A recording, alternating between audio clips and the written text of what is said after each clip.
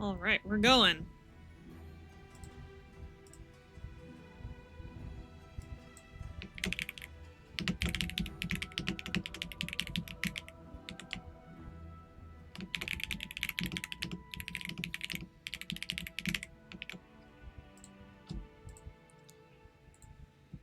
Okay.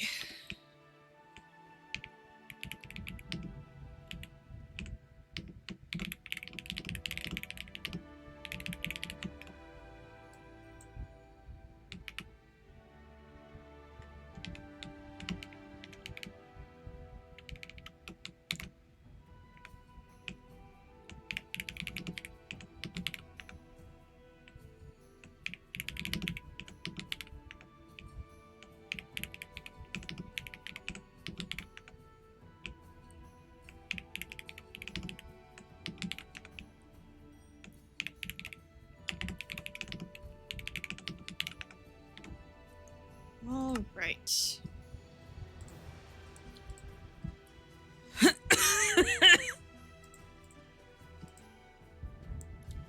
We will get started as soon as we can here.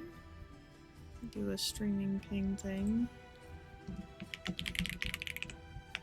need to get that bot set up so that it actually pings when I'm live. Oh well.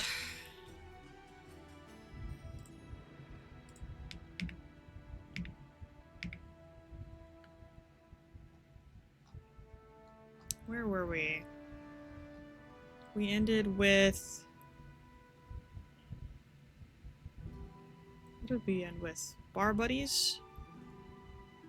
Oh, it's changed your mind. Yeah, that's what it was. I am live, right? Just no one's here. That's fine. We'll get this over with. Hello. Light! How's it going? I know this is... I should have made an announcement about it way earlier, but... finishing up stuff from today real quick. Shouldn't take more than an hour.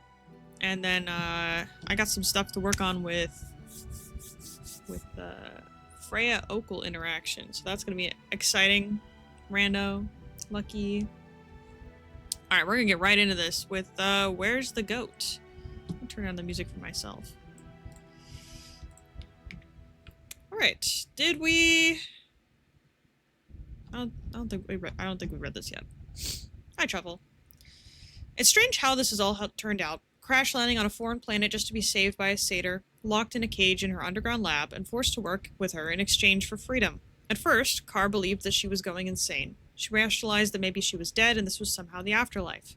However, after slowly recovering from her wounds, Car realized it was all real. This is actually happening. Microwave Okel? Maybe. Truly, the last month has been bizarre. Lucky, the goat thing that saved her, had finally let Car out of the cell yesterday after Car had aided in completing Lucky's serum. When Lucky left to deliver the serum to whoever Freya is, Car took it upon herself to venture out to gather wood to build her own home. After all, Car did build houses on her home planet. She gathers a hefty amount of mangrove logs and piles the bundles onto a sled before setting off for the cabin she shares with Lucky. Unfortunately, she has gotten caught in a snowstorm while returning from her venture. Car curses under her breath as she drags her feet through the heavy snow, gripping the rope attached to the sled slightly. This better be enough goddamn wood. She merges onto the path leading up to Lucky's small home and picks up the pace. Car reaches the front steps and drops the rope, leaving the wood out in the storm. She quickly makes her way inside of the cabin and warms up by the fireplace. Lucky, are you back yet? Car calls out, straining her ears for any hint of sound disturbing the relative silence of the cabin. When there's no response, Car shrugs and begins to change into fresh clothes, as her old ones are now soaking wet. After laying her clothes out to dry by the fireplace, Car kicks back on Lucky's bed. She sighs out. She'll be back eventually. And she closes her eyes and settles in for her first full night on this planet not inside of a cage or concussed. 2 days later. Car sighs as she slumps down at her handmade table. Finally, after 2 days of labor, Car has completed her humble abode. She's built her home high up in the trees the same way that the people from her planet did. Now she sits at her table watching the stars in the sky as she eats freshly cooked pork chops. She sits in the comfortable silence. Her mind wanders. Lucky still hasn't returned. Car placates the tinge of worry that rises within her, and with the reasoning that she must have gotten caught up at the hospital. Maybe she needed to tweak the serum and didn't have enough time to return to the lab. That night, Kara lies awake running through all the possibilities. Despite her attempts to calm herself, she cannot shake the feeling that something horrible has happened. What if Lucky was attacked? What if she got hurt? What if she got lost? What kind of friend would Kara be if she left Lucky out there to die? Friend? Is that what she is? Do friends lock each other in cages? Do friends force each other to aid them in experiments? No, they don't. Lucky wouldn't care if Kara died, so Kara shouldn't care about Lucky. After this epiphany, Kara rolls over and lets out a frustrated huff. Forget the stupid satyr. Whatever it is. I've only ever read this word. I've never said it out loud. Deep-fried warden? Sounds tasty. Actually, no, it doesn't. Soon after, she falls deep into sleep, trying to erase Lucky from her memory. What is this, where you, like... It's not where you, like, fall in love with your captor, but... This is from Lucky. Lab talk. 1, 2, 3. For 7 hours, Lucky tossed and turned in her hospital bed, played with the phone a couple of times, and even got a small visit from some unexpected visitors who kindly brought her mice on request. It's about 1800 now, as Lucky lets her mice roam in the hospital room until a small click of the door startles her a bit. Do you mind knocking? If I'm going to be stuck in here, I'd like privacy. Lucky huffed out, sitting up slowly in her bed. Sorry to bother you, I'm just doing my routine checkups. Do you still feel pain in your shoulder? Magos motions to the obvious wound. Well, I think it'd be pretty obvious that having my shoulder impaled by a spike would cause pain for a while. She fidgeted with her hands a bit, letting out a sigh, her voice changing from bratty to a more defeated tone. I apologize. This whole being stuck here thing has me on edge, so to say. No need for an apology, but I must ask this one thing. What were you doing out there by yourself? As you know, we now have a curfew, unfortunately. Magos had kept the fact that he was out past curfew as well. I was making a delivery, an important one at that. She paused, looking around. Actually, where's my bag? Your bag was put into hospital storage. Scarabs would open the door with the bag on top of them. And now it's in this room. I did search through it. What does the serum inside do? Lucky quickly snatched the bag, rummaging through it and making sure everything was still safe. It's for injuries. It provides a sedative while also accelerating the healing process, hopefully shortening the amount of patients you get in here. Magos stopped for a second and thought about something. Will it be able to help with the illnesses? I'm not quite sure yet. I've been restricted to testing on my mice being only able to observe the serum's ability with small cuts and injuries. How about this? What if I grant you the resources in order to upgrade this little project of yours and return you help with me with something of mine? Magos' tone was dead serious. Lucky sat there contemplating for a moment.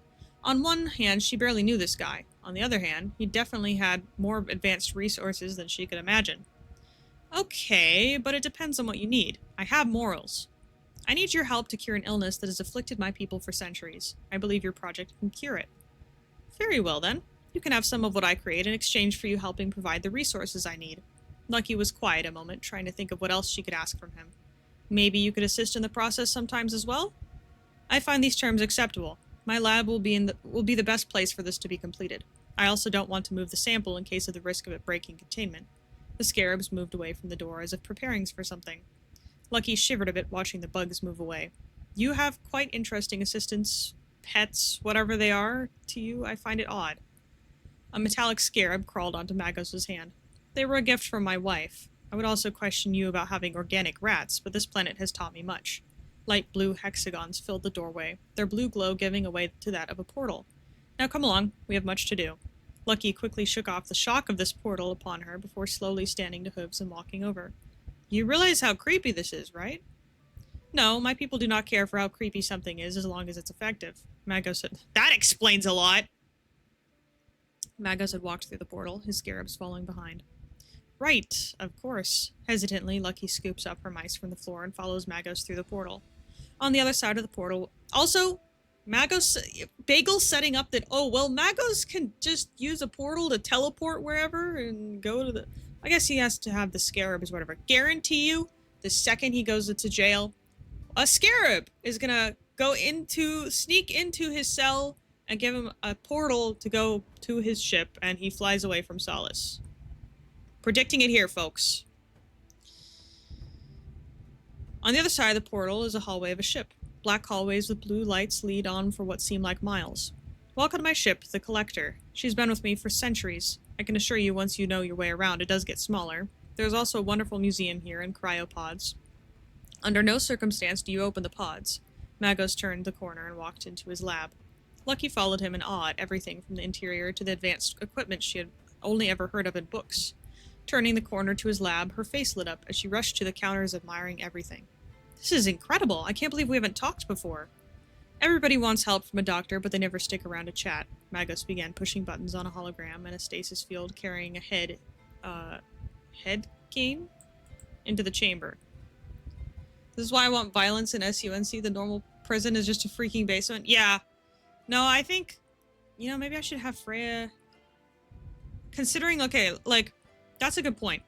Once Magos is actually, like, convicted and everything, if that, maybe the jury will decide otherwise, who knows.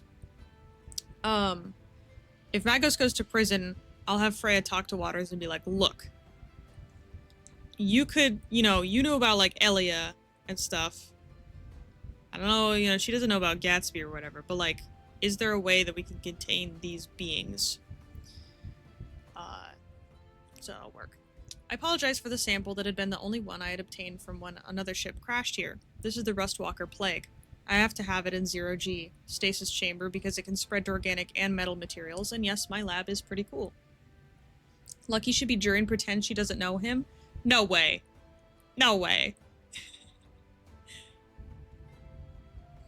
I don't mind this at all. I can't believe you've been able to keep it in such great condition. Lucky examined the head, tilting her own from side to side, being in awe. So, if it has to be in the chamber, how do you expect to study and test? Well, during my experiments, I determined that this virus cannot spread into any that doesn't decay or corrode. Heat and frost may also halt. The only reason I am like me at the moment was because I almost got burned up in the atmosphere. This is also the reason why I do not want you in the cryopod area. I will send you more files about it soon. I just need to grab some equipment for you. Magos hit another button on the hologram and a small robot rolled in it, holding safety equipment and an energy gun. This is Steve. Wait, I have a... Hold on. Hold on.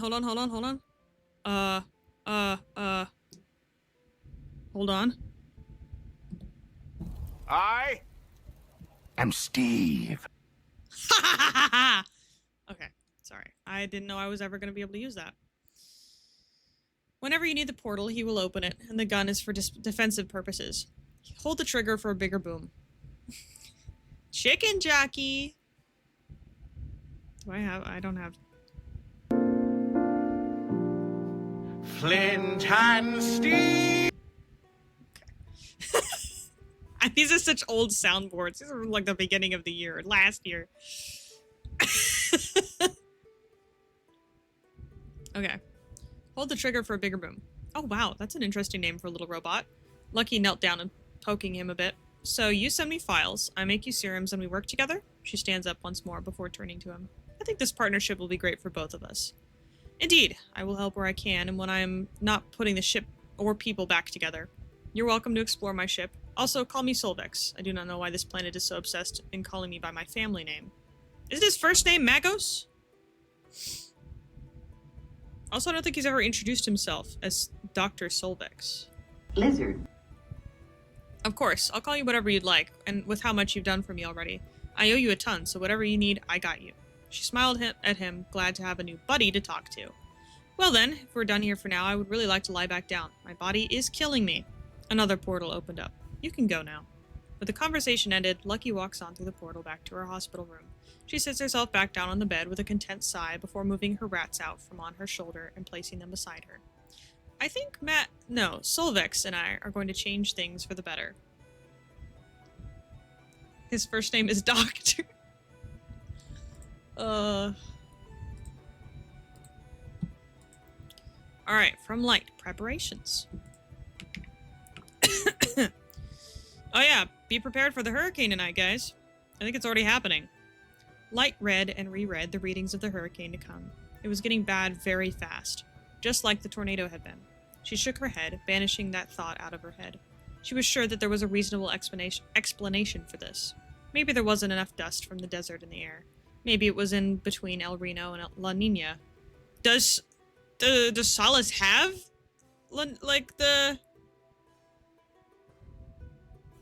Does Solace have that? Anyway, maybe the oceans were warmer than usual. But the readings did not lie. There was enough sand that would shred a normal storm. La Nina was firmly in place, and the oceans were cold. It wasn't even the right season for a hurricane. Hurricanes usually form in summer to early fall, with warm oceans and a whole lot less dust from deserts. But Solace... Gods above, she murmured as she rubbed her forehead. Why is Solace so cursed and weird? Light sighed and placed the report down onto her desk. She briskly walked to her room to grab her medical bag and looked through it. More bandages, new needles, burn salves, healing potions, more cleaning alcohol. Definitely needs supplies for on-field stents in case someone breaks a bone. She certainly needed to brew water-breathing potions in case someone is trapped in a flooding room, to buy them time while rescue workers can extract them. Light chewed her nail. The Moon-touched kingdom was her main worry. It would be directly hit if the models were anything to go by. They were still subject to change in the coming days. But even the predictions showed that the path wouldn't change much, if at all. It would also hit bits of Kindlegrim. She worried about Kron. She didn't know where they were, if their home was in the path of this storm at all. She hadn't gotten the chance to go looking for them. After breakfast the day she came back, she spent the day with Waters, and most of what was spent sleeping for the both of them. Even now, she was tired. Not sleepy tired, but bone-aching tiredness. It was an after-effect being revived, she knew. She shook her head, her thoughts drifting to her house in the Moon-touched kingdom. Her home had long been warded from intruders, a ward that had lingered even after she had died. But to protect it from the weather, that was another matter entirely. Light couldn't ward against a storm like a hurricane. It had more power than any spell she knew. She was sure it could shatter any ward against the storms she could conjure up. Light sighed softly and shook her head. She'd need to pay her home a visit during the storm to make sure it stayed safe. It was a risk, but she could at least do her best to protect her home and her things. That is, if Dad doesn't make me stay any closer to more populated areas, she muttered, her ears pinning back. She didn't want to be protected or stay somewhere safer when people are in danger.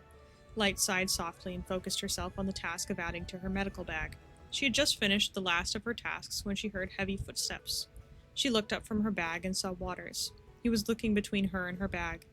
"You intend to be out in the storm," he said, framing it as a statement rather than asking.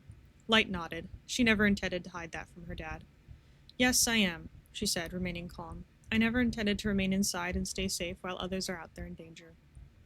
Waters sighed and walked to his desk, shuffling through papers. "And where exactly do you intend to be?" he asked after a moment of silence.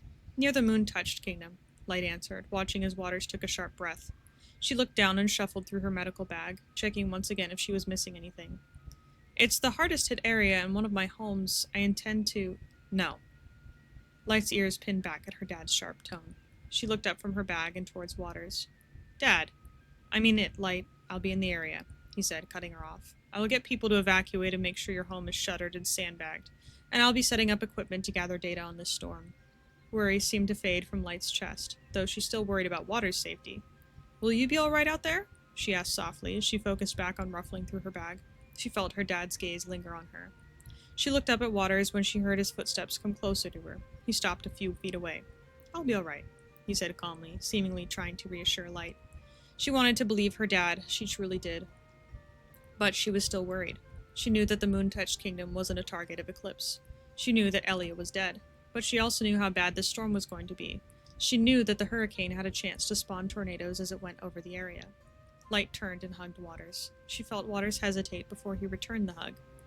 Just promise me that you will get out of harm's way before the storm hits," she said softly, her tail curling around her feet. She felt her dad squeeze her briefly. She had returned the squeeze, minding her strength. "I promise, Light," Waters said, pulling away a bit. He placed his hands on her shoulders. "You can check my comms location to see if you want." Light nodded, feeling better. "All right," she said softly. "Thank you, Dad." She took a deep breath and turned away to focus on her bag. "I'll stay near Lilac Expeditions then," she said, busying herself with checking her bag again. She was checking her bag, checking it twice. Santa Claus. She wanted to confirm that she had everything ready. "All right, notify me that you are there and safe when you arrive," Waters said, walking back to his desk. "I will, promise." Something tells me you are not going to let them just be happy father-daughter. He used his goo? We're not anybody using their goo today? I didn't even see that. Alright, we read Bob's thing, Zenithra. It was still cold out. Not as much snow on the ground anymore, but the air... Okay, wait. Yeah, no, we didn't watch this yet. But they are still a bit exposed skin with icy teeth. Oh, bit at exposed skin with icy teeth. Zenithra hugged their thin jacket closer to their small frame, their breath puffing out in little white clouds. The child was running out of food. The last of the stale crackers had been finished yesterday morning, and their stomach growled loudly in protest. They didn't want him to take control of them again. Not after last time. Not after what happened to that poor doggy. The memory made Zenithra's chest tighten with guilt and fear. Zenithra decided to try and find the place that Truffle had taken them that one time, months ago, when things had been different. The place that had had the item called ice cream. It was a good, cold dessert that tasted amazing, sweet and creamy and unlike anything they'd ever had before. The memory of it made their mouth water. Oh, how they could go for some right now. Their stomach rumbled again in agreement.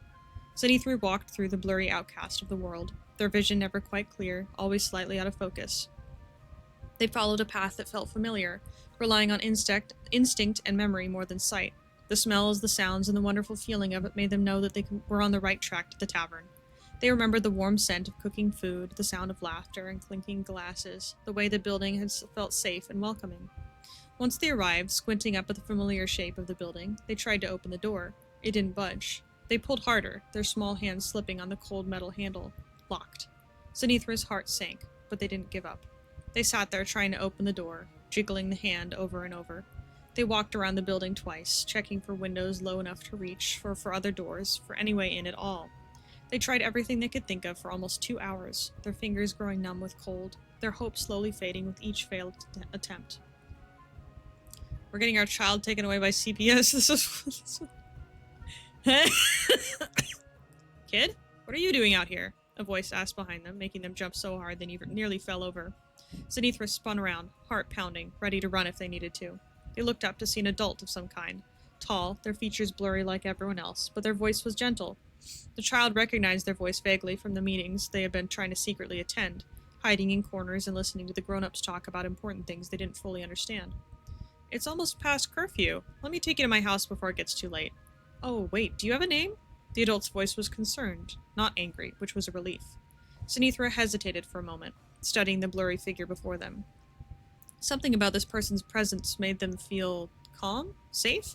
They hadn't felt that since before the deal with Ambush. And before everything had gone so terribly wrong.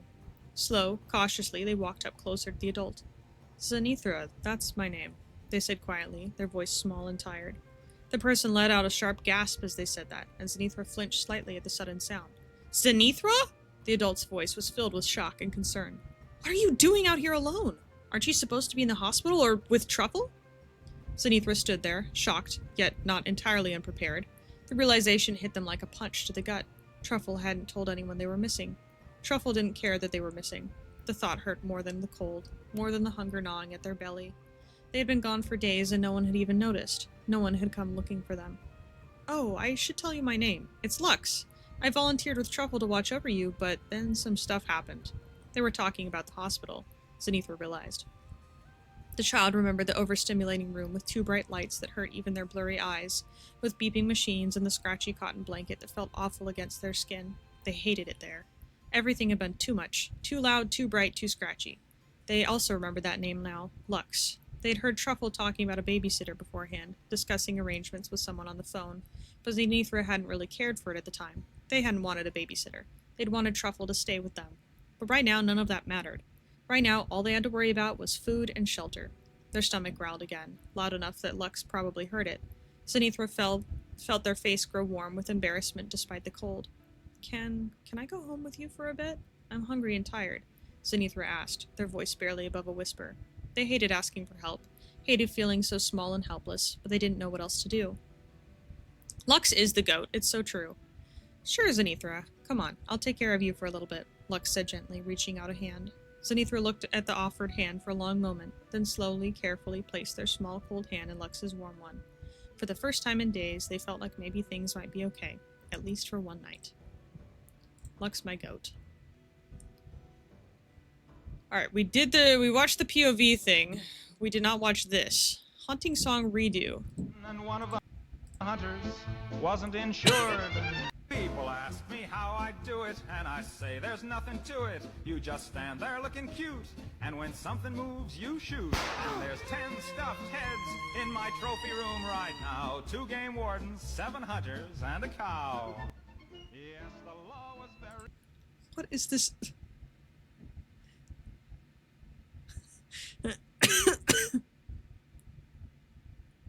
Alright. I made this for the ball. I know this 5 weeks ago. I'm a slow writer. Alright. A rather unfortunate. We have a PDF. Let's go. Oh, wow. Oh, wow. December 8, 1:42 a.m. Links. Hey, Sam, wake up. Command set alarm 1:49 a.m. 1:52 a.m. User 1. What the hell do you want now? There's a ball event tomorrow night at 7:30 p.m. That's great. Not going. Oh, come on. I thought you loved winter and Christmas events. Too many people. Too many incidents happening back to back with other events. And aren't those events celebrated by couples? Oh, ye of little faith. Lighten up, will ya?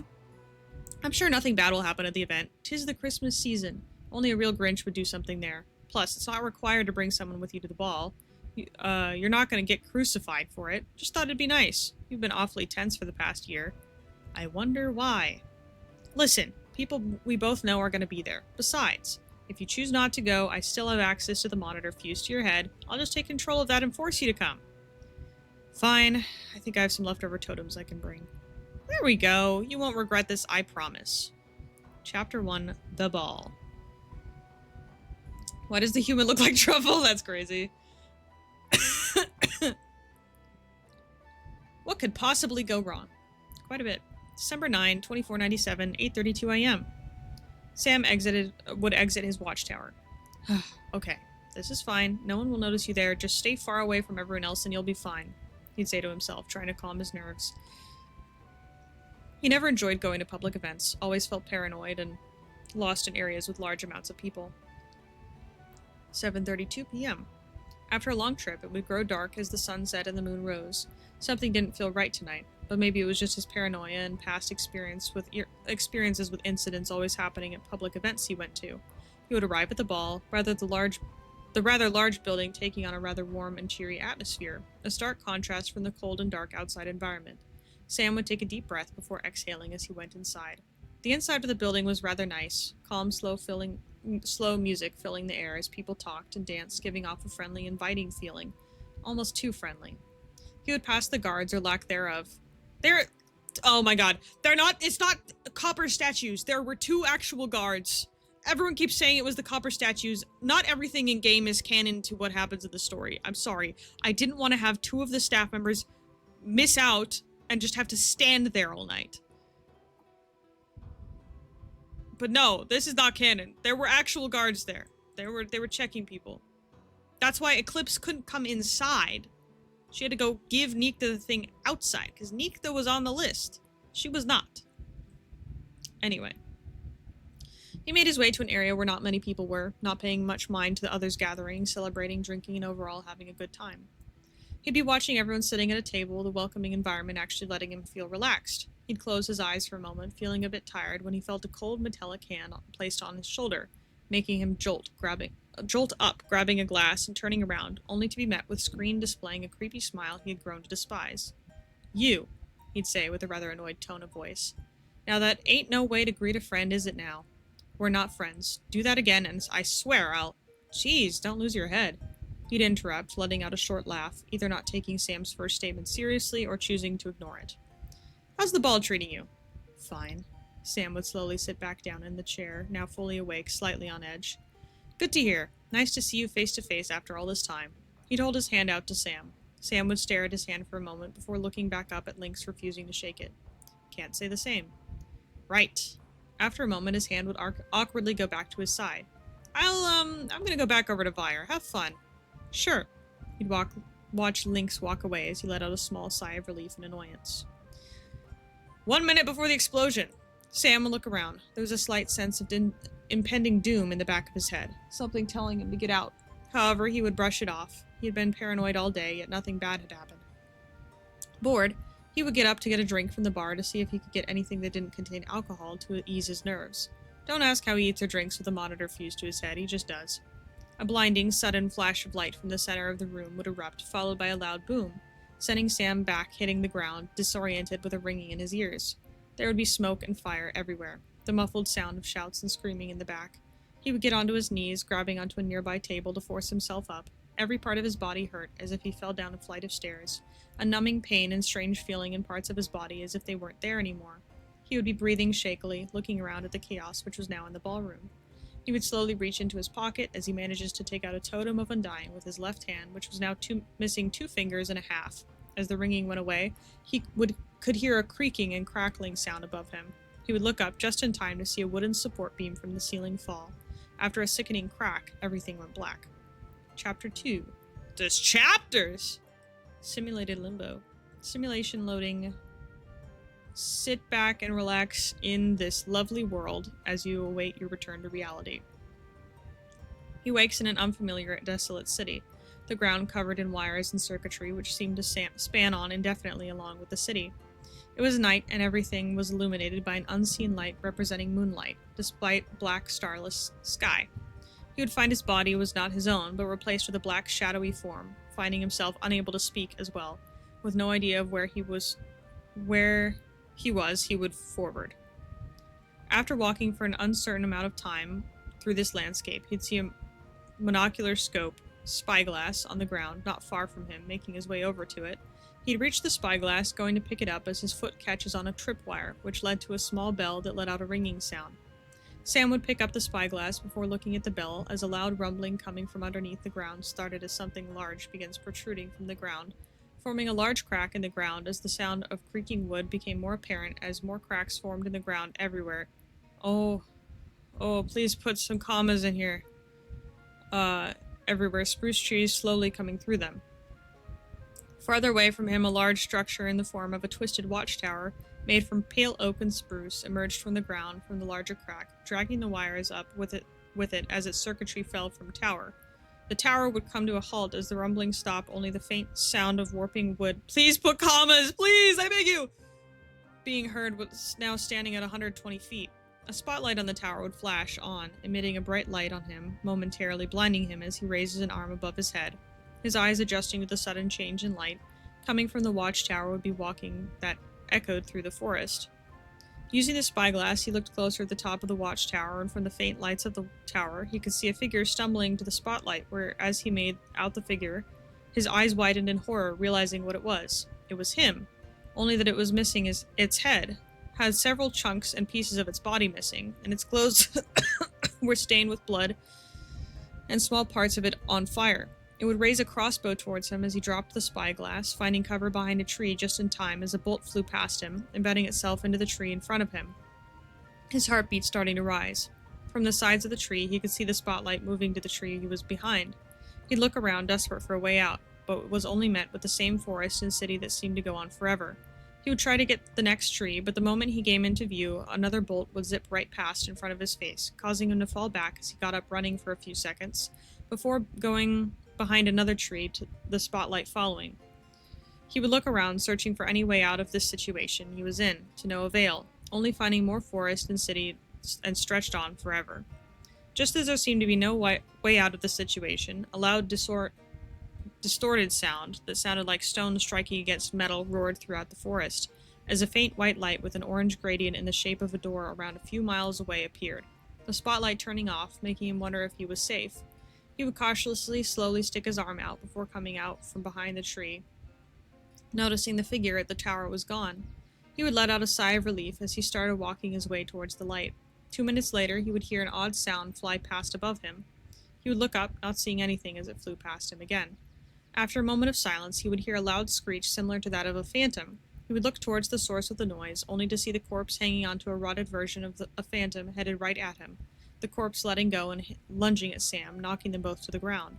The corpse was wielding a knife, trying to stab Sam with it. After some struggling, Sam would manage to disarm the corpse, stabbing it with its own knife, making the corpse let out a disturbing pain gurgling sound, getting up and stumbling away from Sam, shaking violently. Sam would quickly get up, backing away from it as the corpse tears the knife out from its shoulder, the knife stained with greenish-black blood, before quickly carving a symbol into the tree, before stabbing the knife into the center as the forest rumbled, making creaking and snapping noises before an arm came out of the ground, grabbing onto Sam's legs, making Sam fall as he kicks it away, getting up and stumbling a bit before running as more distorted-looking corpses of Sam started coming from the ground, and trees wielding different tools and weapons, and some wielded nothing. simply trying to grab him, narrowly avoiding one with long arms that lunged at him.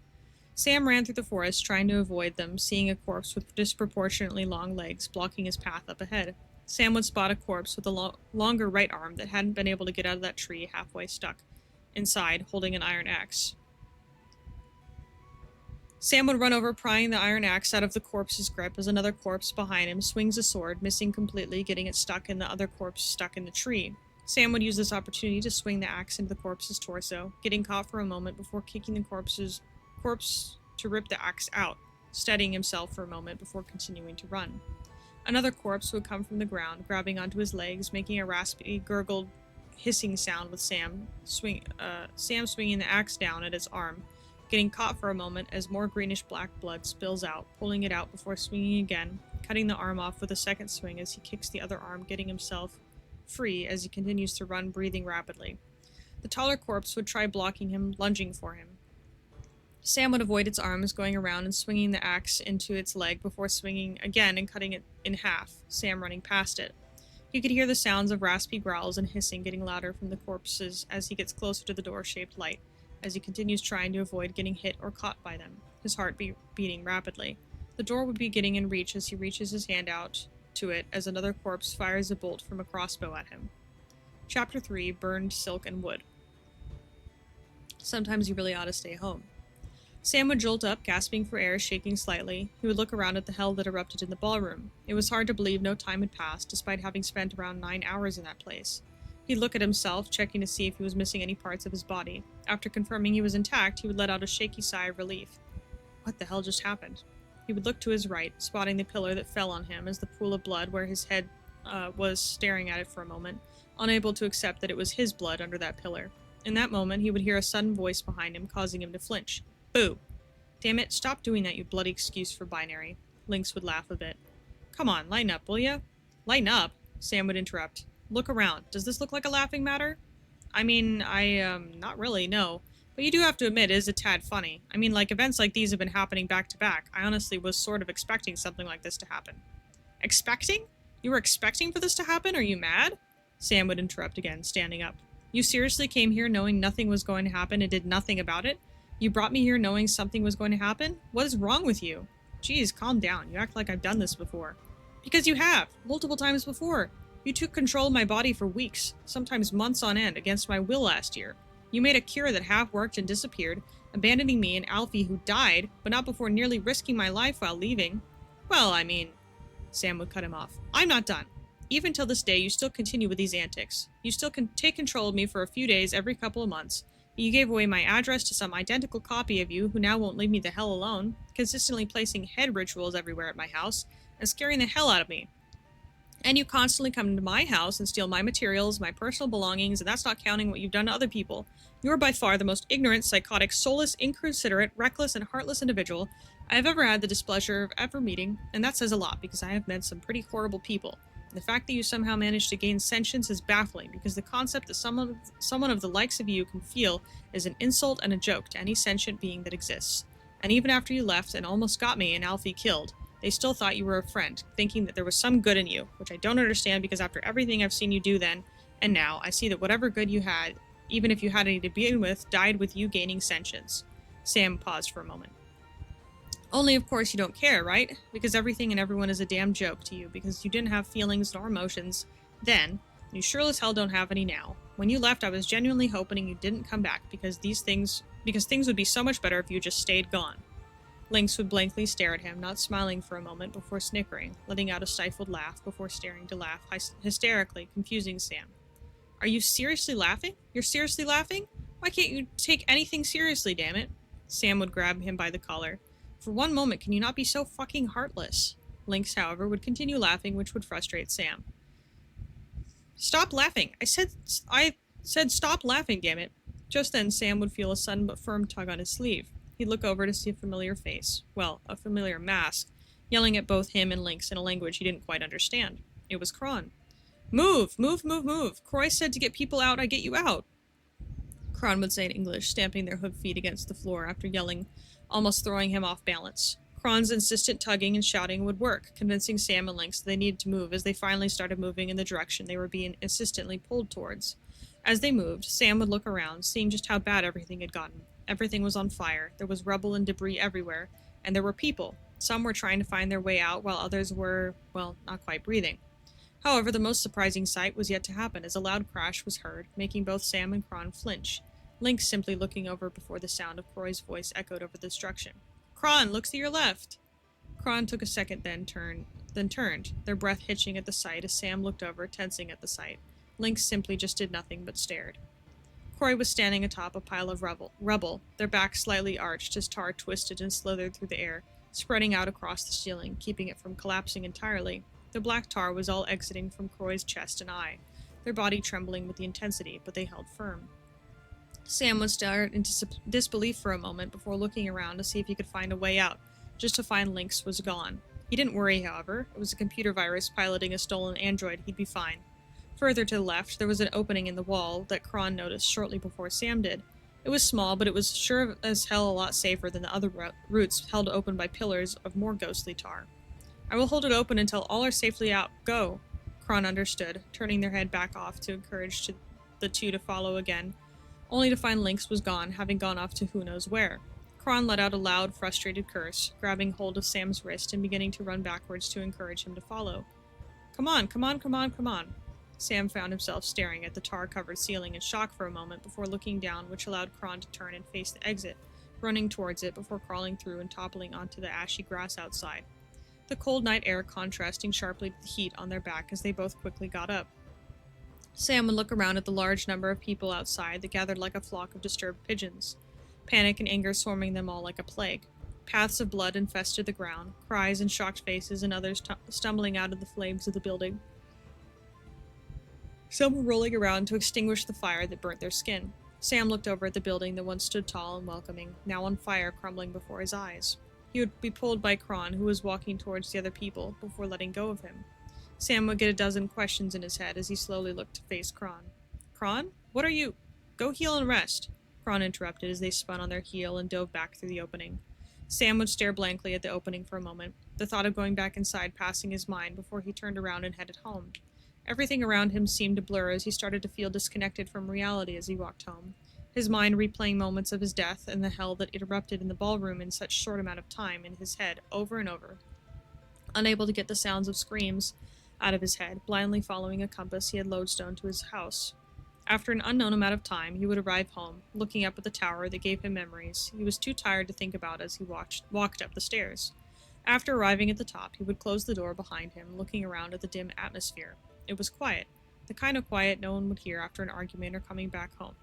One would hear after an argument or coming back home from a funeral.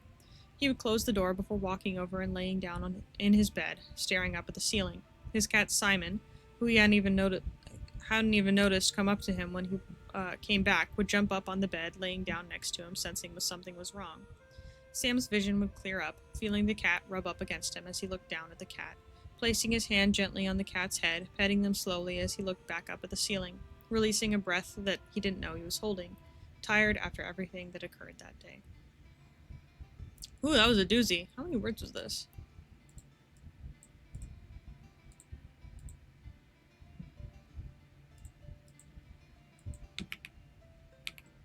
I'm curious.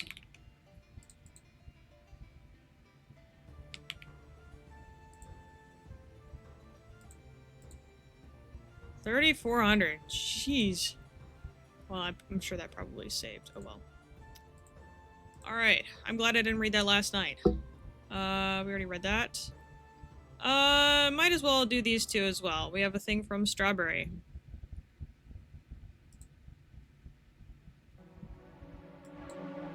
Oh my gosh, it's my music. I should read the context for this. Blueberry finally decides it's time to check out why she feels such a strong presence at the pit.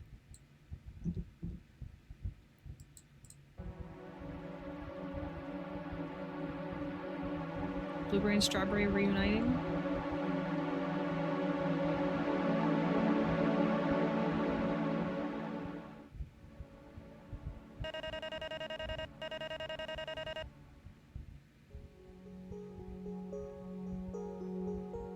She's back! My gosh, outfit change? It's like Sailor Moon. Oh my gosh, butterfly? Her hair that she... Did you know that Strawberry's lore, part of her lore is that she licks people's hair to steal it? That's where her hair comes from.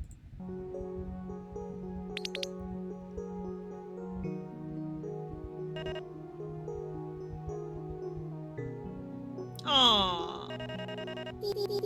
Oh, my heart. Oh, it's so cute. Oh my gosh, there's two more, boy. I'm just the nurse, so I'm not allowed to tell you anything, but the doctor will be in just a moment, okay? Hang in there. Timmy. Sorry, I'm getting distracted. I love tour. Fireball. Okay. Some normal day activities. Something tells me it's not gonna be very normal. Sinithra woke up to the smell of something cooking. For a moment, they didn't remember where they were. The bed was too soft, the blankets too warm, everything unfamiliar. Then it came back. Lux. The tavern. Being found. They sat up slowly, rubbing their blurry eyes, even though it never helped. The room was still out of focus, shapes and colors bleeding into each other like a watercolor painting left in the rain. You're awake! Lux's voice came from somewhere to the left. I made breakfast. Nothing fancy, just eggs and toast. Hope that's okay. Sinithra's stomach answered before they could, rumbling loudly. They felt their face grow warm with embarrassment, but Lux just laughed. Not mean, but kind. The sort of laugh that made Sinithra feel like maybe it was okay to be hungry. Okay to be small and need help. Come on, let's eat before it gets cold. The kitchen table was small, just big enough for 2 people. Sinithra climbed into a chair that was slightly too tall for them, their feet dangling above the floor. Lux set a plate in front of them, a blurry yellow and brown shape that smelled absolutely wonderful. They ate quickly, almost desperately, shoveling food into their mouth faster than they probably should. Lux didn't comment on it, just quietly ate their own breakfast and occasionally refilled Sinithra's glass of water. So, Lux said after a while, their voice careful and gentle, what do you want to do today? Sinithra paused mid-bite, surprised. No one had asked them what they wanted in a long time. I don't know. Well, I need to run some errands, grocery shopping, that sort of thing. You could come with me if you want. Or we could stay here and you could rest more, whatever you prefer. The child thought about it. The idea of going outside again made them nervous. What if they ran into trouble? What if Ambush tried to take control again? But staying here alone also felt scary, even if Lux's home felt safer than anywhere they'd been in weeks. I'll come with you, Sinithra said quietly. I don't want to be alone. Lux's expression softened, though Sinithra could only see the blur of it. Okay, Sinithra. We'll go together. The marketplace was overwhelming in the way everything always was for Sinithra. Too many sounds and too many smells. But Lux walked slowly, keeping pace with their smaller steps, and kept a gentle hand on their shoulder so they wouldn't get separated in the crowd. What kind of food do you like? Lux asked as they browsed the produce section, picking up various fruits and vegetables that Sinithra couldn't quite make out. I don't know. I haven't tried a lot of things. Lux paused at that, and seemed to make a decision. Well, then we'll have to fix that. How about we try something new for dinner tonight? You can help me pick. They spent almost an hour in the marketplace, with Lux patiently describing different foods and letting Sinithra touch and smell things to get a sense of them. The child picked out something that Lux called a bell pepper, because it felt smooth and cool in their hands, and some potatoes because they liked the earthy smell. Good choices, Lux said warmly. We can make stuffed peppers tonight. I think you'll like them. Back at Lux's home, the afternoon passed quietly. Lux worked on some paperwork at the kitchen table while Sinithra sat on the couch, wrapped in a blanket that was soft and didn't scratch like the hospital one.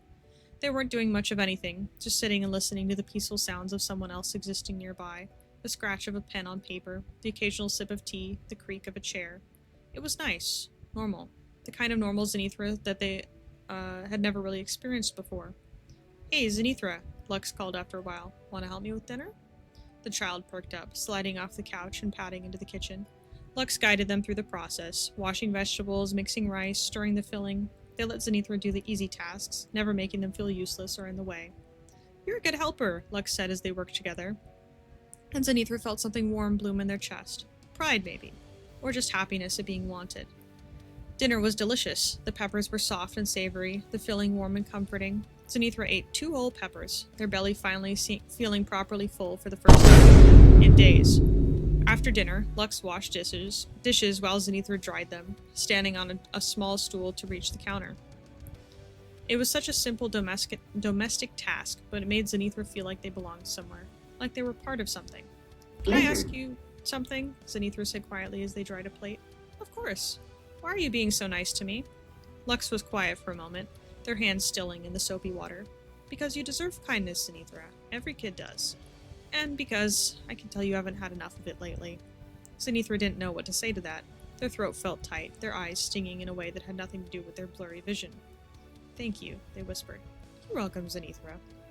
That night, tucked into the soft bed with warm blankets and a full stomach, Zenithra felt something they hadn't felt in a very long time. Safe. From somewhere deep inside their mind, this music is way too crazy for what's going on right now. They could feel ambush lurking, waiting. But for now, for this one normal day, they could just be a kid. Just be Zenithra. And that was enough. Oh. The one adult in Zenithra's life that has actually been, like, good and helpful. Yeah, I hate ambush with every fiber of my being. Truffle tries, but just fails. Truffle and Freya have a lot in common. Freya tries, but just doesn't know how, and doesn't know how to ask for help, and needs help, and is really bad at what she does. Truffle is the same. Truffle and Freya, that's probably why Truffle hates Freya. Some sort of projection going on here. Who is someone weird and why do you hate me? It's rando.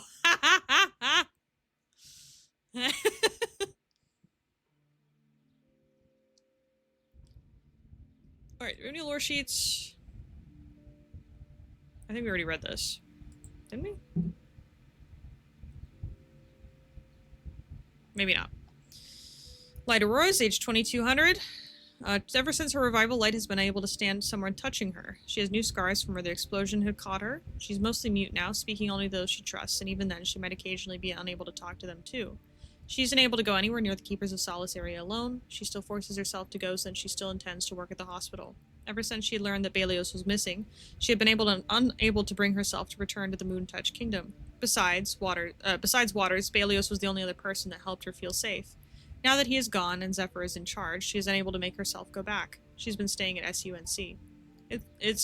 She's now constantly cold, so she bundles herself up against the chill. She still scuba dives to take pictures of sea life, but she'll sometimes zone out on a piece of rock for hours. Waters often finds her surrounded by sea life that just comes up to her during this time as if they were comforting her. Her hair is now permanently white. She works at the hospital, but on far shorter hours. Good! No longer believes that Freya will change for the better and simply wants a more responsible leader now. On some level, she hates Freya for listening to them during the faction meeting the day before and still doing the bare minimum to protect them. Light can no longer stand loud sounds. She freezes up when she hears a loud sound. She developed a smell to communicate through simple images and words. It's quicker than writing anything down since it activates alongside gestures she makes. She chirps whenever she is sleepy, startled, happy, excited, or sometimes just randomly out of nowhere. It takes her a minute to realize that she chirped and is embarrassed every time. The scars from the explosion have a constant ache to them. Light tries not to let them bother her too much. She gets sleepy more often, and she can and will sleep anywhere. She's thinking about leaving the Keepers of Solace entirely and creating her own clinic system if there aren't real changes made. She likely never will, but it is a thought. Yo! Close feather gun for her. This is so cool! Your art is so good. Clothes Light made for herself. The yellow and red flowers represent Croy and Kron, respectively. Aww. Feather is one of feathers she had given Light. She made it into a charm she wears. The blue of her clothes represent Waters. The red to purple represents Belios. The green belt and bow represent Frog. Aww. She wears the bracelet form of Belios' wolf mask, the one he died with when he was executed. She sometimes changes it back to its original shape to use in an attempt to have her magic find her brother, across the planet and out as far into the universe as she can manage it. So far, she hasn't had any luck finding anything. Fire! Absolute fire. Alright, I think we are good. Nice, so about an hour. Truffle sees the character flaw they hate most in Freya, that's why they hate her. Truffle picks up those extra shifts. I'm proud of them. Alright. If you are in Virgil's writing course, please make sure to start working on your thing, turn in before tomorrow night. So he can actually give you feedback. He's been telling me about all this great stuff you guys have been writing. Excited to see it when it all gets worked on. It is due tomorrow. It's not that hard. You don't have to write too much. I think I wrote maybe like 200 words at most. If you need help, ask Virgil. You could ask me if Virgil's too scary, although he's not. He gives good advice. He will give you, like, what you need to hear, though. I'm more of a, well, it's not that bad. And Virgil was like, okay, I can't... I'm trying to think of the right word that it doesn't sound like a weird euphemism. What's, like, a word for, like, he was really telling me that, it needed work. It was not good. And I needed to hear it. It was good. He is a good critic. It's true. He's not scary, though. Alright. I will see you all next Tuesday. Bye-bye.